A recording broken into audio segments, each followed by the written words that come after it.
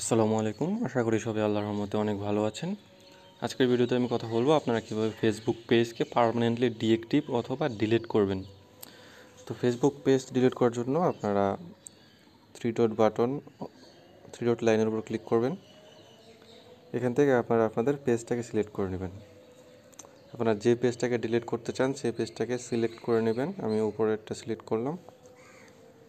এখান থেকে আপনারা সুইচ করে নেবেন।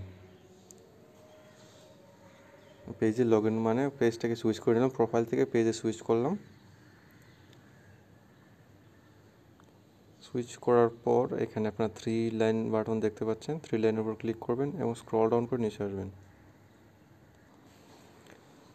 নিচে আসার পর এখানে সেটিং অ্যান্ড প্রাইভেসি দেখতে পারবেন, সেটিং ওপেন করবেন। এখান থেকে আপনারা স্ক্রল ডাউন করে নিচে আসবেন। নিচে আসার পর ইউর ইনফরমেশন অপশনের এই ইনফরমেশনে অ্যাক্টিভিটি লগ আর সেকেন্ডটা হচ্ছে অ্যাক্সেস অ্যান্ড কন্ট্রোল। এই অ্যাক্সেস অ্যান্ড কন্ট্রোলের উপর ক্লিক করবেন। এখানে আপনারা দুটি অপশন দেখতে পাচ্ছেন, ডিএক্টিভ পেজ ইজ টেম্পোরারি মানে অস্থায়ীভাবে ওইটা পেজটাকে ডিএক্টিভ করে রাখতে পারে নির্দিষ্ট সময়ের জন্য, এবং ডিলিট পেজ ইজ পারমানেন্ট মানে স্থায়ীভাবে পেজটাকে ডিলিট করে দেওয়া। তো আপনারা চাইলে ডিএক্টিভ করে রাখতে পারেন। আর আমি এখন ডিলিট করে দেখাবো। তো ডিলিটটাকে সিলেক্ট করে কন্টিনিউ ক্লিক করব।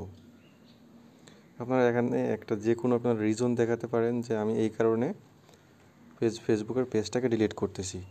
যেমন I spend too much time on Facebook, I have privacy concern, মানে যে কোনো একটাকে সিলেক্ট করে আপনারা কন্টিনিউ করবেন।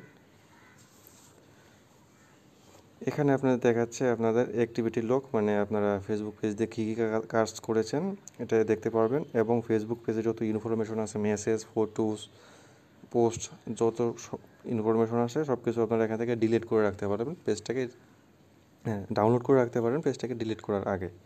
তো আমি কিছুই করব না, আমার অ্যাক্টিভিটি লগ দেখার প্রয়োজন নেই, ডাউনলোড করার প্রয়োজন নেই, পেজটা নতুন। তো এখান থেকে জাস্ট কন্টিনিউ করে দেবো। তো কন্টিনিউ করার পর আমাদের মেন ফেসবুক আইডির যে পাসওয়ার্ডটা, সেই পাসওয়ার্ডটা আমি এখানে দিয়ে দেব। পাসওয়ার্ড দেওয়ার পর এখানে কন্টিনিউ করব।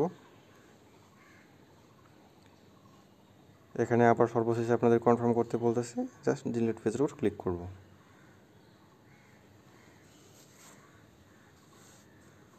সো আমাদের পেজটাকে সাকসেসফুলি ডিলিট হয়ে গেছে। তো আমি আবার পেজ সেকশনে গিয়ে দেখবো যে আমাদের পেজটা কি এখনও দেখাচ্ছে কিনা। পেজে আসবো, সে দেখুন এই যে এটা ডিএক্টিভেট মানে 30 দিনের জন্য ডিএক্টিভ অবস্থায় আসে। 30 দিন পর অটোমেটিকলি এটা ডিলিট হয়ে যায় পার্মানেন্টলি। আর 30 দিনের মধ্যে যদি আপনারা আবার পুনরায় এটাকে অ্যাক্টিভ করতে চান, তাহলে এখানে জাস্ট অ্যাক্টিভ অপশন দেখতে পাচ্ছেন, জাস্ট অ্যাক্টিভের উপর ক্লিক করবেন। এটা আপনার পুনরায় পূর্বের নিয়ে চলে যাবে, মানে পুনরায় অ্যাক্টিভ হয়ে যাবে। সো এখানে খুব খুব সহজে আপনারা পেজটাকে ডিলিট করতে পারবেন, অথবা যদি যে কোনো প্রয়োজনে আপনারা এটাকে ডিঅ্যাক্টিভ করে রাখতে পারবেন। সো ভিডিও এই পর্যন্তই। ভিডিও ভালো লাগলে অবশ্যই লাইক করবেন, কমেন্ট করে আপনাদের মতামত জানাবেন। আর চ্যানেলে নতুন হলে চ্যানেলটিকে অবশ্যই সাবস্ক্রাইব করবেন। ধন্যবাদ।